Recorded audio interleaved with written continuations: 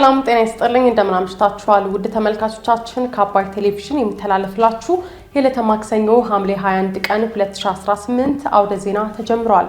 በምሽቱ የዜና ወጃችንን በርካታ ዘገባዎችን ወደ እናንተ እናደርሳለን። ዜናዎችን እየመራው ሀና ፍስሐ ከእናንተ ጋር ቆይታ አደርጋለሁ። አብራችሁን ቆዩ። በመጀመሪያው ክፍለ ጊዜ የመረጃ ጥንቅር ሰዓታችን እየተካሄደ ባለው ሀገራዊ ምክክር ጉባኤ ላይ ውሳኔ ተሰጥቷል በሚል የሚናፈሱ መረጃዎች ሐሰተኛ መሆናቸውን ኮሚሽኑ መግለጹን፣ በግብጽ የሚኖር ኢትዮጵያዊ ስደተኛ እስር ቤት ከገባ ከ4 ቀናት በኋላ ሕይወቱ ማለፉ መዘገቡን፣ የህወሓት ቡድን የግዳጅ ወታደራዊ አፈሳን የተቃወሙ እናቶችን ለእስርና ለድብደባ እየዳረገ ነው ሲል ሳልሳይ ወያነ ትግራይ ፓርቲ መክሰሱን የተመለከቱ መረጃዎችን ወደ እናንተ እናደርሳችኋለን። አብራችሁ ቆዩ። እየተካሄደ ባለው ሀገራዊ ምክክር ጉባኤ ላይ ውሳኔ ተሰጥቷል በሚል የሚናፈሱ መረጃዎች ሐሰተኛ መሆናቸውን ኮሚሽኑ ገለጸ።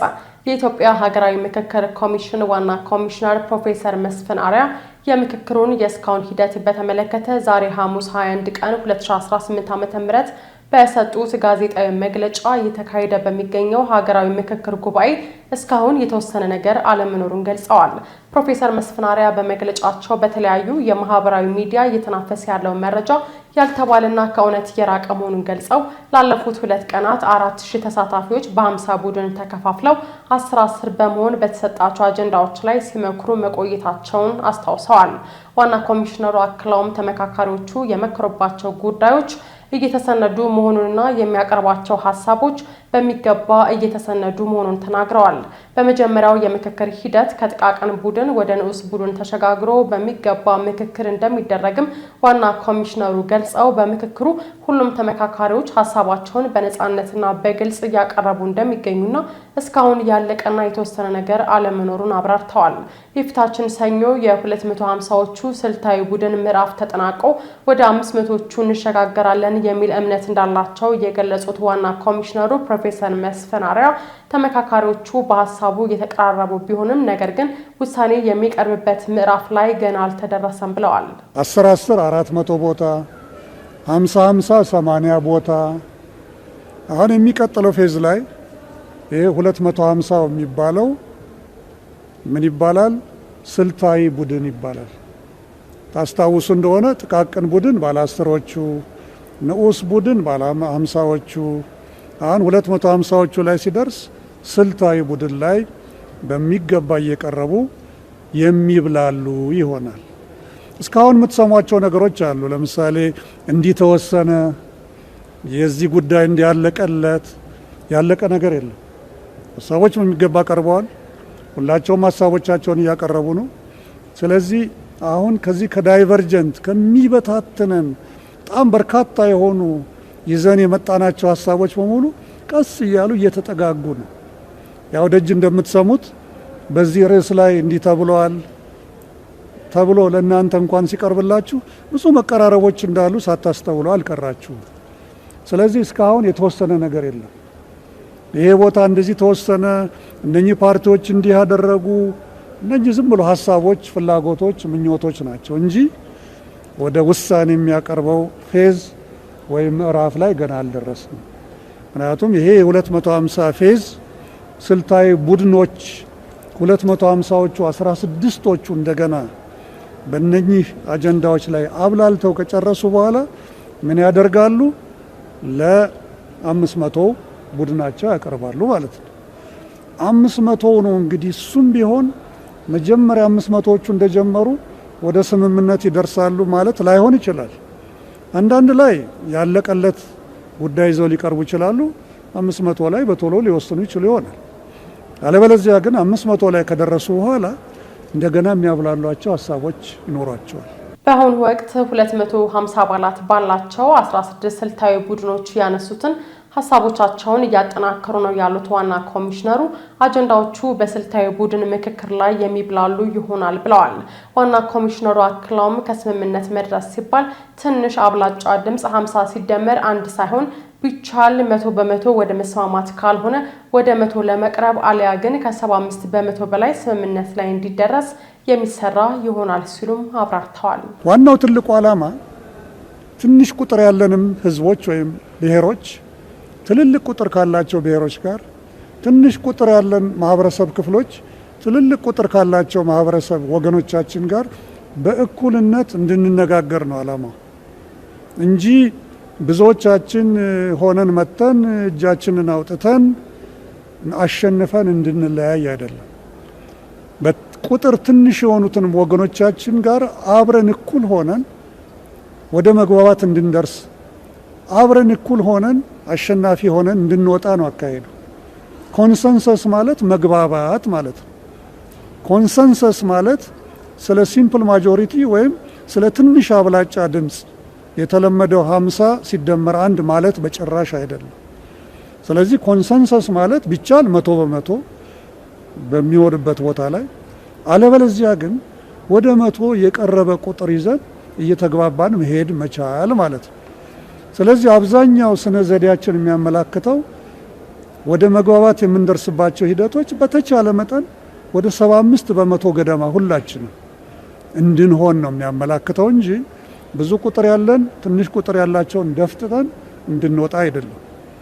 ምናልባትም በዚህ ሂደት መጨረሻ ላይ ከክልሎችም ከተለያዩ ተቋማት የተውጣጡ ዴድሎክ ወይም ወደ ቅርቃር ሊገባ በታሰበበት ሰዓት ያንን ቅርቃር ሊፈቱ የሚችሉ ጠንካራ የሆነ ቡድን እንደሚቋቋም ሳትሰሙ አልቀራችሁም። እሱን በጊዜው ላይ በሚገባ እናብራራላችኋለን። የምክክሩ ስነ ዘዴ ሁሉም እኩል አሸናፊ ሆኖ እንዲወጣ የሚያስችል መሆኑን የገለጹት ፕሮፌሰር መስፍን አርአያ ተመካካሪዎች ይህንን ታሪካዊ ሂደት በሚገባ እንዲጠቀሙበት አስገንዝበዋል። በግብጽ የሚኖር ኢትዮጵያዊ ስደተኛ እስር ቤት ከገባ ከ4 ቀናት በኋላ ሕይወቱ ማለፉ ተዘገበ። ላለፉት ዓመታት በአባይ ወንዝ ላይ በብቸኝነት ካልተጠቀምኩ ስትል የከረመችው ግብጽ ኢትዮጵያ የባህር በር ጉዳይን አጀንዳ ማድረጓን ተከትሎ በቀጠናው ከበባ በሚመስል መልኩ የተለያዩ እንቅስቃሴዎችን እያደረገች ስለመሆኑ ይገለጻል።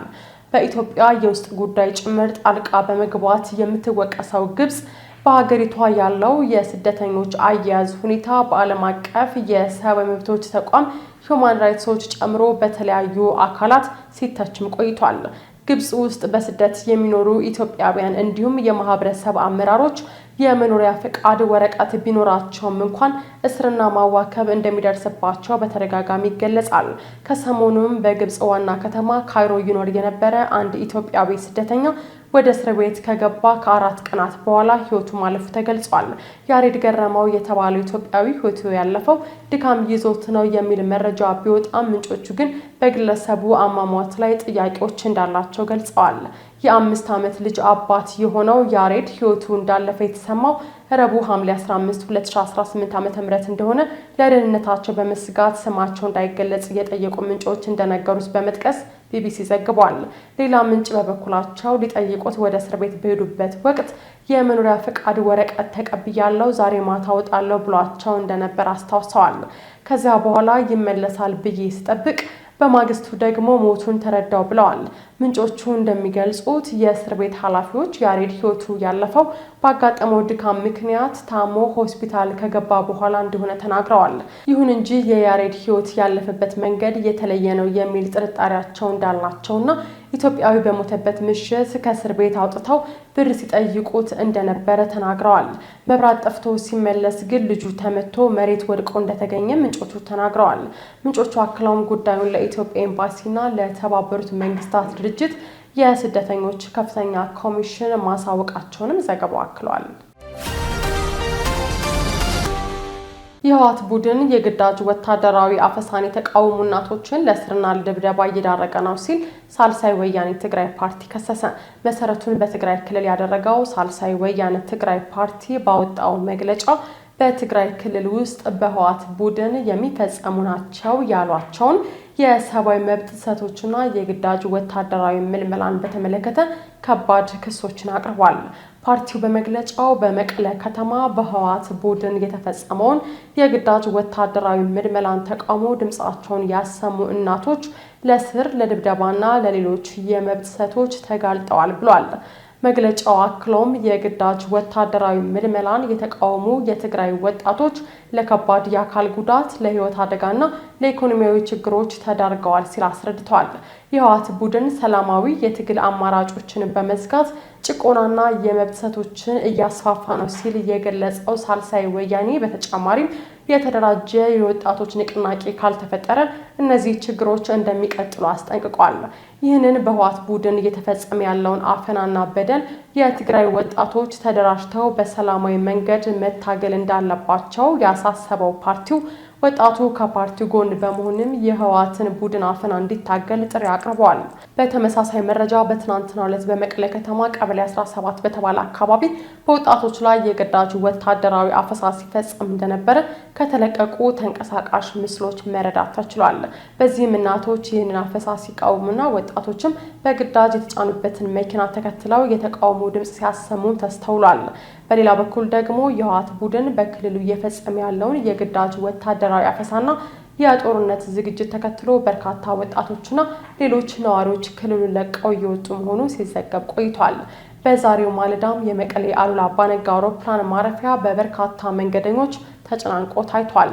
በክልሉ እየተካሄደ ያለውን የጦርነት ዝግጅትና አፈሳን ሽሽት ከክልሉ በርካታ ሰዎች በአውሮፕላን በመኪናና በእግር ጭምር እየወጡ መሆናቸው ሲዘገብ ቆይቷል። የተወደዳችሁ ተመልካቾቻችን እየተከታተላችሁት ያላችሁት ከአባይ ቴሌቪዥን የአውደ ዜና የመረጃ ሰዓታችን አሁንም ቀጥሏል። ወደ ሁለተኛው ዙር ጥንቅራችን ስናልፍ ደግሞ አፍሪካ እየተስተዋሉ ላሉ ዘርፈ ብዙ ዓለም አቀፍ ፈተናዎች አፍሪካዊ መፍትሄዎችን ማቅረብ ይጠበቅባታል ሲሉ ዶክተር ጌዲዮን ጢሞቴዎስ መናገራቸውን በአዲስ አበባ በ2018 ዓ.ም ከ9500 በላይ ፍቺ መመዝገቡ መነገሩን ጨምሮ ሌሎች ዜናዎችን ዘነበ ህሉፍ እንደሚከተል ያቀርባቸዋል። በአዲስ አበባ በ2018 ዓ.ም ከ9500 በላይ ፍቺ መመዝገቡ ተነገረ። የሲቪልና ቤተሰብ ምዝገባ አገልግሎት ኤጀንሲ በ2018 በጀት ዓመት የተከናወኑ ዋና ዋና ተግባራትን አስመልክቶ በዛሬው ዕለት መግለጫ ሰጥቷል። የኤጀንሲ ዋና ስራ አስፈጻሚ አቶ ዮሴፍ ንጉሴ በተጠናቀቀው የበጀት ዓመት ከ9500 በላይ የሚሆኑ ዜጎች ፍቺ እንደፈጸሙና ከ40600 በላይ የሚሆኑት ደግሞ ጋብቻ እንደፈጸሙ ተናግረዋል። ጭማሪ ያለው ማለት ነው ከባለፈው በጀት ዓመት አንጻር ጋብቻ 14% ጭማሪ ያለው ቁጥሩን ከማነሳ ጭማሪውን አምና ስንመዘግብ ከነበረው ዘንድሮ ጭማሪ ነው ያለው ማለት ነው። ፍቺ ወቅታዊው 84% ጭማሪ ያለው አምና ከመዘገብነው ዘንድሮ የመዘገብነው 84% ጭማሪ ያለው ማለት ነው። ሞት 13% ጭማሪ ያለው፣ ጉዲፈቻ 58% ጭማሪ ያለው። በጥቅሉ የኩነት ምዝገባችን በ28% ጥቅል ጭማሪ ያለው አምና ከመዘገብነው ወቅታዊ ዘንድሮ የመዘገብነው 28% ጭማሪ ያለው ማለት ነው። በአመቱ ከ385000 በላይ ልደት ተመዝግቧል ያሉት አቶ ዮሴፍ ከ22900 በላይ ሞት ተመዝግቧልም ብለዋል። በአጠቃላይ በ5 ዓመታት ውስጥ ከ28100 በላይ ፍቺ እንዲሁም 8698 ሞት በኤጀንሲው መመዝገቡንም ተናግረዋል። ከ2,177,000 በላይ ልደት ተመዝግቧል ያሉት ዋና ስራ አስፈጻሚው ከ237,000 በላይ ጋብቻ እንደተመዘገበም ጠቁመዋል። የነዋሪዎችን አገልግሎት በተመለከተ ከ143,000 በላይ ዜጎች አገልግሎት እንደተሰጣቸው ጠቅሰው ካላገባ አገልግሎት ጋር በተያያዘ ደግሞ ከ136,000 በላይ ተሰጥቷል ነው ያሉት። በአጠቃላይ በተጠናቀቀው የበጀት ዓመት ከ1.5 ሚሊዮን በላይ ዜጎች አገልግሎት መሰጠቱንም አቶ ዮሴፍ ተናግረዋል። የ13 አመራሮችን ጉዳይ ፖሊስ እየተከታተለው እንደሚገኝና 78 የሚሆኑት ባለሙያዎች ደግሞ ከቀላል እስከ ከባድ የዲሲፕሊን እርምጃ እንደተወሰደባቸው እንዲሁም ሙሉ በሙሉ የመንግስትን ስራ እንዳይሰሩ የተደረጉም እንዳሉ ስራ አስፈጻሚው ተናግረዋል። ከባለሙያዎች አንጻር ቀላል ዲሲፕሊን የሚባለው ያው ተገልጋይን በአግባቡ ያለ ማስተናገድ አገልግሎትን ማጓተት ጭምር ተጠያቂ ስላደረግን 15 የሚሆኑት በዛ ልክ እየተጠየቁ ናቸው። ቀላል ዲሲፕሊን በሚባል ደረጃ ማለት ነው። ሌሎቹ ከባድ ዲሲፕሊን እየተጠየቁ አሉ። ከስራ ሙሉ በሙሉ የተባረሩ 2 ባለሙያዎች አሉ። ሙሉ በሙሉ ከስራ ማለት የትኛውም መስሪያ ቤት ላይ ሄዶ የመንግስት ስራ መስራት አይችሉም ተብሎ ከመንግስት መስሪያ ቤት የወጡ አሉ ማለት ነው ሙሉ በሙሉ። ስለዚህ ስናየው የተጠያቂነት ደረጃው ከስራ እስከ ማሰናበት ጭምር አለው ማለት ነው። ዋና ስራ አስፈጻሚው አክለውም 14 ተገልጋዮች ፎርጅድ ዶክመንት ይዘው በመገኘታቸው በሕግ ተጠያቂ መደረጋቸውን ገልጸው ህብረተሰቡ ሐሰተኛ ዶክመንቶችን ከማሰራት እንዲቆጠብ አሳስበዋል። አፍሪካ እየተስተዋሉ ላሉ ዘርፈ ብዙ ዓለም አቀፍ ፈተናዎች አፍሪካዊ መፍትሄዎችን ማቅረብ ይጠበቅባታል ሲሉ ዶክተር ጌዲዮን ጢሞቴዎስ ተናገሩ። የውጭ ጉዳይ ሚኒስትር ዶክተር ጌዲዮን ጢሞቴዎስ በአዲስ አበባ ዛሬ በተጀመረው 49ኛው የአፍሪካ ህብረት ስራ አስፈጻሚ ምክር ቤት መደበኛ ስብሰባ መክፈቻ ላይ ባደረጉት ንግግር አህጉራዊና ዓለም አቀፋዊ ሁነቶችን የተመለከቱ ነጥቦችን አንስተዋል። ጉባኤው የዓለም አቀፍ ስርዓትና የጂኦፖለቲካ አወቃቀሮች ጥልቅ ለውጥ እየታየባቸው ባሉበት ወቅት የሚካሄድ መሆኑንም ዶክተር ጌዲዮን ገልጸዋል።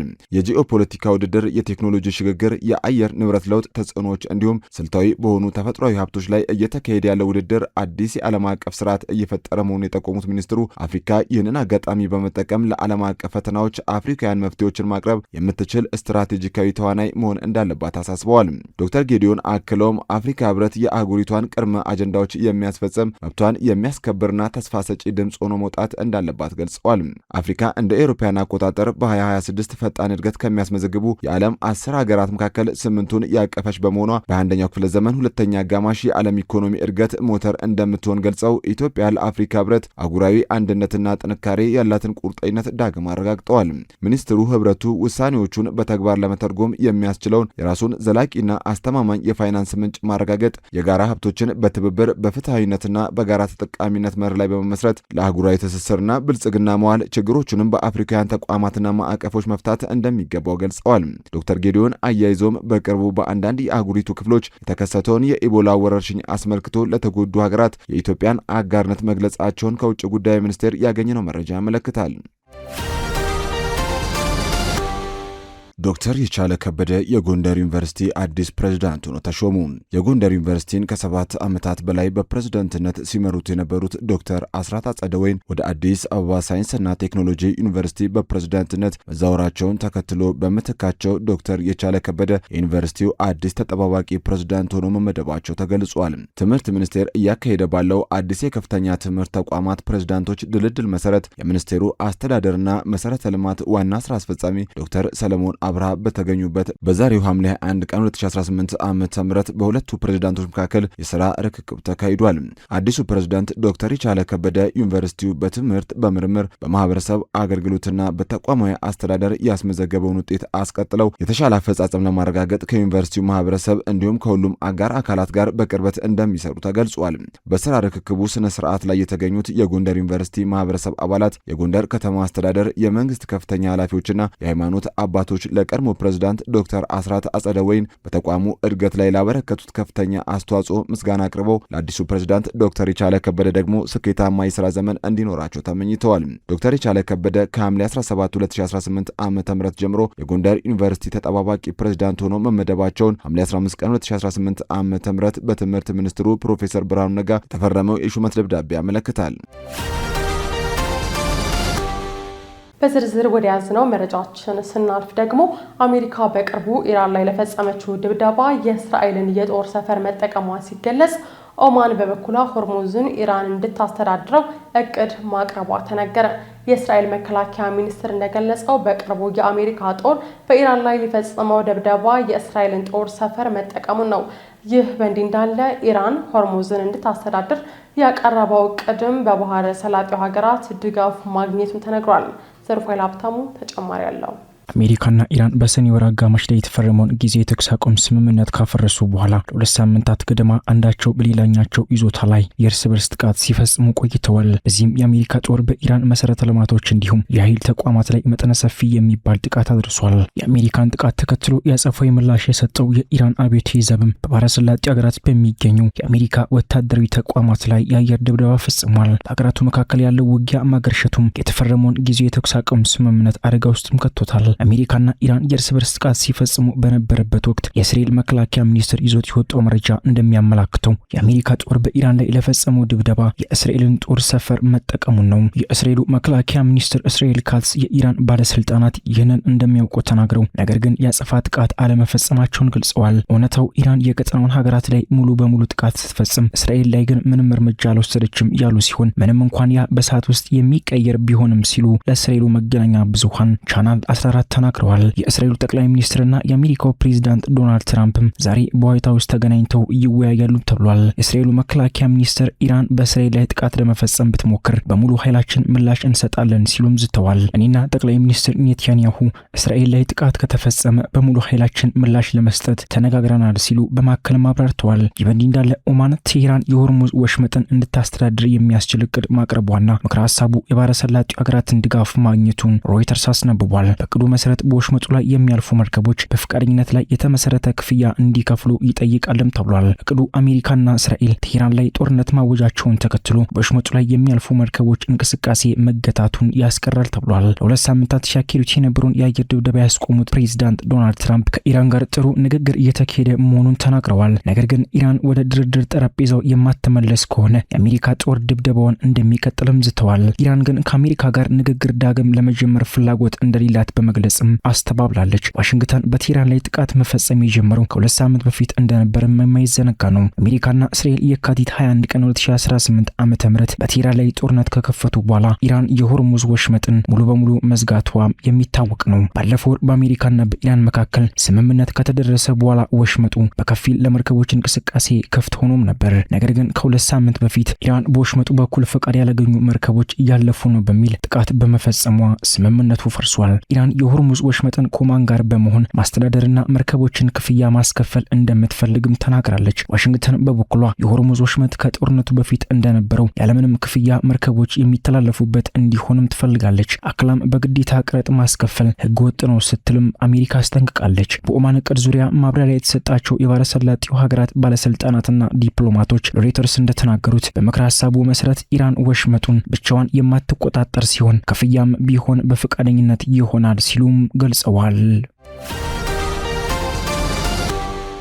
ስትከታተሉት የነበረው የዕለተ ማክሰኞ ሐምሌ 21 ቀን 2018 ዓ.ም ከአባይ ቴሌቪዥን የአውደ ዜና የመረጃ ጥንቅራችን ይህንን ይመስል ነበር።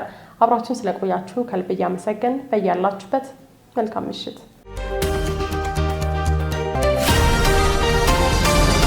ሰላም ጤና ይስጥልን፣ እንደምናምሽታችኋል ውድ ተመልካቾቻችን። ከአባይ ቴሌቪዥን የሐምሌ 21 ቀን 2018 የቢዝነስና የምጣኔ ሀብት ዘገባዎች ወደ እናንተ የሚቀርቡበት ሰዓት ላይ ደርሰናል።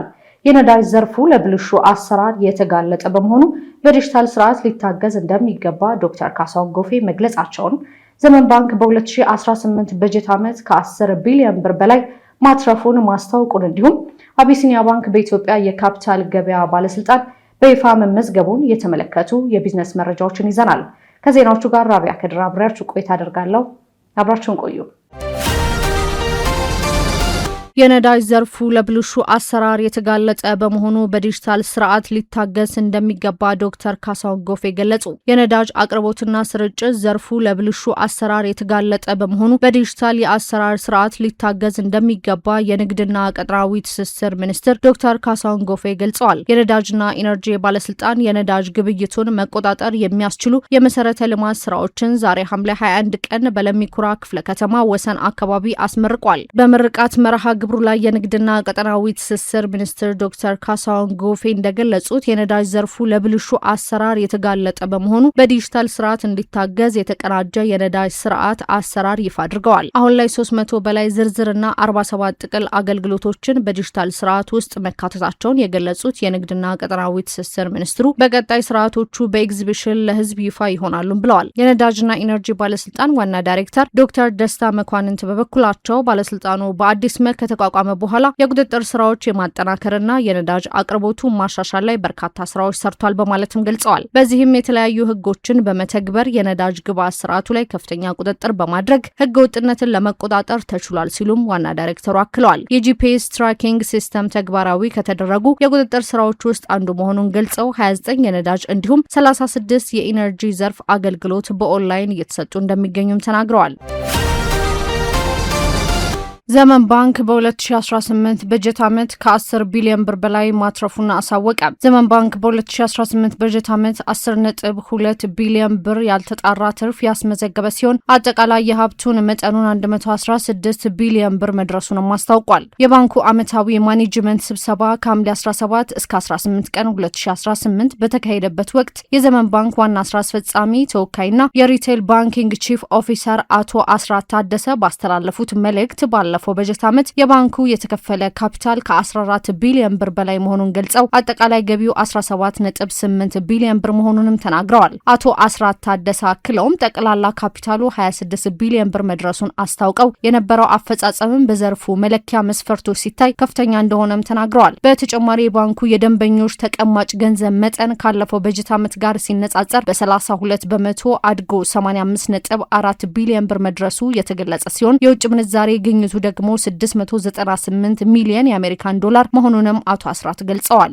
ባንኩ ውጪያዊ ኢኮኖሚ ተግዳሮቶችን በመቋቋም ጠንካራ አቅም እንደገነባ የተገለጸ ሲሆን የባንኩ የተከማቸ ብድር መጠን 52.59 ቢሊዮን ብር መድረሱም ተገልጿል። በአሁኑ ወቅት ዘመን ባንክ የቅርንጫፎቹን ቁጥር ወደ 142 በማሳደግ በመላው ኢትዮጵያ ለሁሉም የህብረተሰብ ክፍሎች አገልግሎት እየሰጠ መሆኑም ተመላክቷል።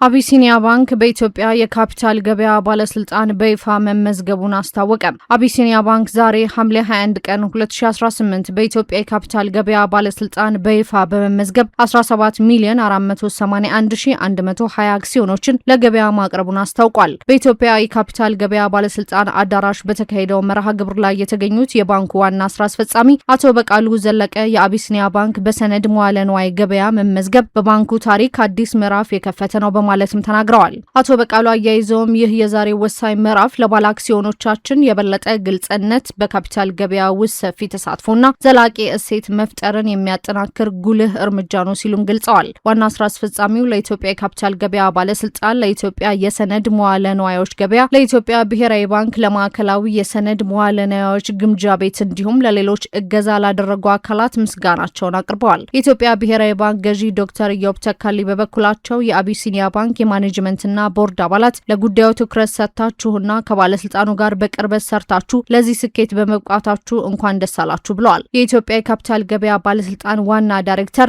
ጀነራል ሀና ተልቁ የካፒታል ገበያው አዲስ በመሆኑ ደንበኞች ይህንን ገበያ እንዲያውቁ ማገዝ ይኖርብናል ሲሉ ተናግረዋል። በመርሃ ግብሩ ላይ የኢትዮጵያ የሰነድ መዋለ ንዋዮች ገበያ ዋና ስራ አስፈጻሚ ዶክተር ጥራሁን እስማኤል፣ የባንኩ የዳይሬክተሮች ቦርድ ሰብሳቢ አቶ መኮንን ማን ያዘዋል፣ የዳይሬክተሮች ቦርድ አባላትና ባለ አክሲዮኖችን ጨምሮ ሌሎች ጥሪ የተደረገላቸው እንግዶችም ተገኝተዋል። የዕለቱ የቢዝነስና የምጣኔ ሀብት ዘገባዎች የተመለከታችኋቸውን ይመስሉ ነበር። አብራችሁን ስለነበራችሁ ከልብ እያመሰገንን በያላችሁበት መልካም ምሽት